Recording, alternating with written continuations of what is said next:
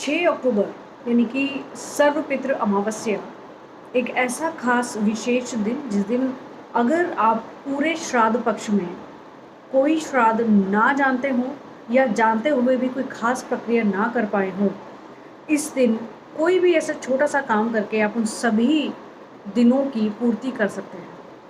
नमस्कार, जय श्री राम, सुस्वागत, बहुत अभिनंदन आप सभी का। आज का बहुत इम्पॉर्टेंट विषय रहेगा। इस वीडियो को पूरा ज़रूर देखें, शेयर ज़रूर कर दें, क्योंकि बहुत सारे लोग जो नहीं जानते कि इस अमावस्या पर क्या करना चाहिए या इसकी क्या विशेषता, क्या इम्पोर्टेंस है, इस वीडियो को पूरा सुन भी लें और इस चीज़ों को समझकर जानकर ज़रूर करें और शेयर ज़रूर करें, जिससे और लोग भी जो ना समझते हों, जो ना जानते हों, वो भी जानकर कर लें। सर्वपितृ अमावस्या, जैसे कि नाम से ही पता चलता है कि सभी पितरों के निमित्त कुछ भी कार्य करने के लिए ये अमावस्या विशेष महत्ता रखती है। पूरे श्राद्ध पक्ष में हमें जिस जिस की श्राद्ध तिथि का पता होता है, उसके निमित्त हम कोई ना कोई भोजन इत्यादि या दान दक्षिणा करते हैं। लेकिन जिनको नहीं पता, ऐसे भी बहुत से पितृ हमारे परिवार में रह चुके होते हैं, जिनके बारे में कई बार चर्चा नहीं होती या वो हमारे संज्ञान में, हमारी नॉलेज में नहीं आते। ये अमावस्या पूरे साल की सबसे बड़ी विशेष अमावस्या कहलाई जाती है। वैसे तो बहुत से लोग जानते हैं कि हर महीने में जो अमावस्या आती है, उस अमावस्या पर हमें पितरों के निमित्त कुछ ना कुछ दान दक्षिणा मंदिर में ब्राह्मण्स को करना चाहिए। लेकिन ये सबसे विशेष अमावस्या है। कई जगह पर तो, जैसे कि हरिद्वार की बात करें या विशेष तौर पर पिहोवा की बात करें, जहाँ पर हर साल इस अमावस्या पर बहुत बड़ा मेला लगाया जाता है, जिसमें कि पितरों के निमित्त बहुत सारे कार्य हैं, खास तौर से उनके लिए जो लोग नहीं जानते कि किस पितर के लिए हमें क्या कुछ करना है, उनकी तिथि के बारे में नहीं पता। तो हम कहीं और अगर नहीं जा सकते तो हम घर बैठकर ऐसी कौन से चीज़ों को कर सकते हैं जिससे हमारे जो भी अनजाने पितर हों, जो भूल चूक में रह गए हों, उनके लिए हम कुछ काम कर सकें और जिससे उनको भी संतुष्टि प्राप्त हो, उनको भी वो सब चीज़ें मिल पाएँ, जल इत्यादि, जिनकी सभी पितरों को उम्मीद होती है अपने अपने परिवारजनों से, अपने अपने वंशजों से।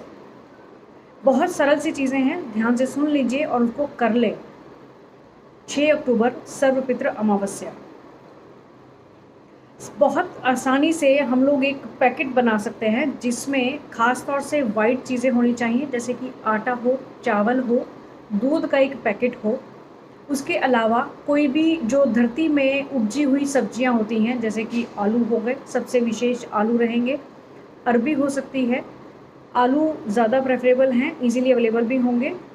साथ में आप कुछ मसाले ज़रूर रख लें, जैसे कि नमक का एक पैकेट बना लें, आप हल्दी उसमें ज़रूर रख लें।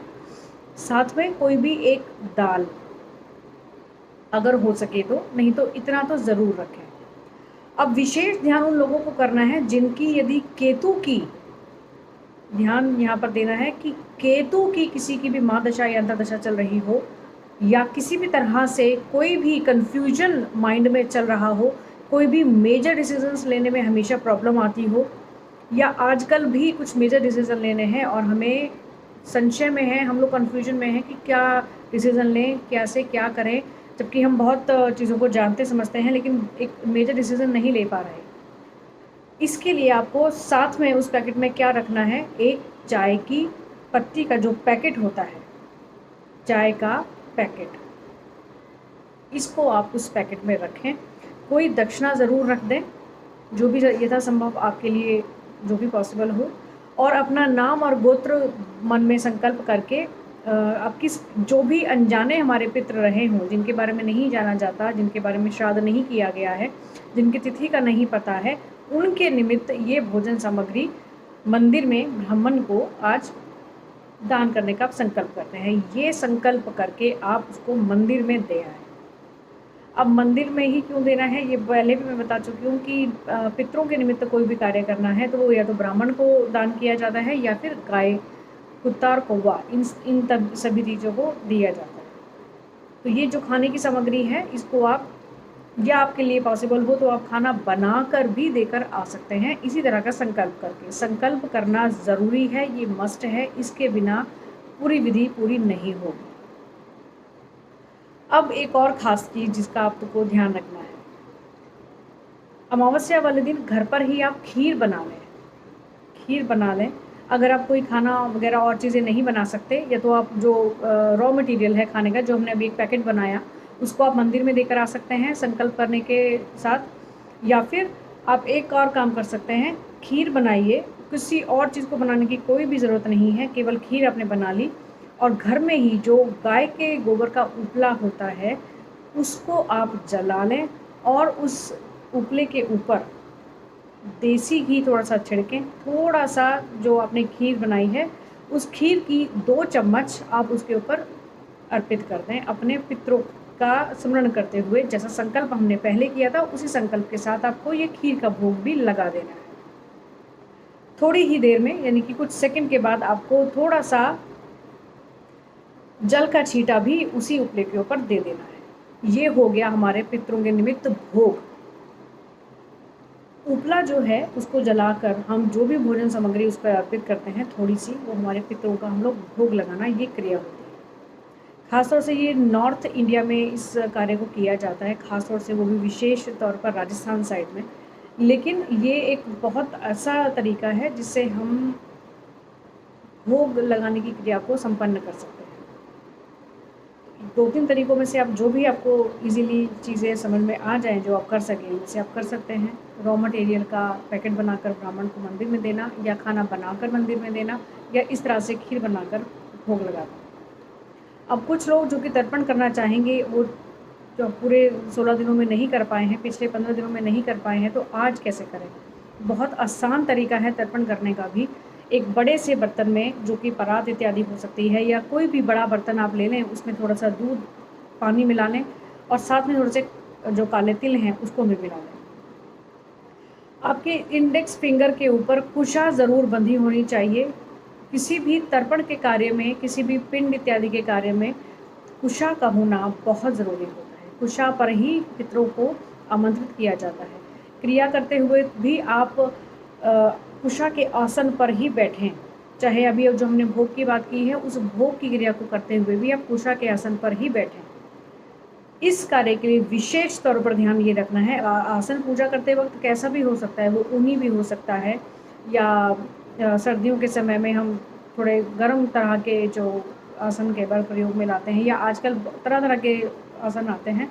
लेकिन यदि हम तर्पण कर रहे हैं, पिंड से रिलेटेड कोई काम कर रहे हैं, किसी प्रकार का भोग इत्यादि का काम कर रहे हैं, संकल्प कर रहे हैं, तो वो सभी कुछ कुशा के आसन पर बैठकर करना चाहिए। और ख़ास तौर से विशेष बात होगी कि कुशा आपके इंडेक्स फिंगर पर बंधी होनी चाहिए। उसको आप एक रिंग की तरह से बांध लें और उस बर्तन में आप पितरों का जो भी नाम है, या जिनको आप नहीं जानते, उन सभी का स्मरण करते हुए उसको हाथ से लेकर इस अंगूठे की और इस तरफ से उसको छोड़ते जाएं। थोड़ा सा ही आपने ये जल और दूध को मिलाकर ये कार्य करना है। बहुत इजीली अगर आप ब्राह्मण को घर में बुलाकर करा सकेंगे तो बहुत ही अच्छा रहेगा। ब्राह्मण के थ्रू कराई गई कोई भी पूजा पाठ का जो फल है वो हमें बहुत जल्दी मिलता है, क्योंकि वो पूरी जो क्रिया है वो अच्छे से करवा सकते हैं। लेकिन ये बहुत आसानी से आप लोग खुद भी कर सकते हैं। तो इन सभी चीज़ों में से जो भी चीज़ें आप इजीली कर सकें, कर ज़रूर लें, क्योंकि पूरे 16 दिनों में यदि हम कुछ नहीं कर पाए हों तो केवल एक दिन, और उसमें से भी केवल कुछ समय अगर आप अपने पितरों के लिए निकाल लें तो ये भी बहुत अच्छा फल देने वाला आपके लिए होगा। हमारे फल से ज़्यादा कहीं न कहीं अगर हमारे मन में ये भाव हो कि हमारे पितृ जिस भी योनि में हो, देव, राक्षस, पिशाच, गंधर्व, किन्नर, किसी भी योनि में हो, उनको सद्गति मिले, उनको संतुष्टि प्राप्त हो, उनको जो भी चीज़ों की ज़रूरत होती है, क्योंकि ऐसी योनियों में रहकर जल की सबसे ज़्यादा आवश्यकता होती है। जल का दान करना इन दिनों में बहुत ज़्यादा विशेष रहता है, तो इसलिए तर्पण का महत्व यहाँ पर ज़्यादा है।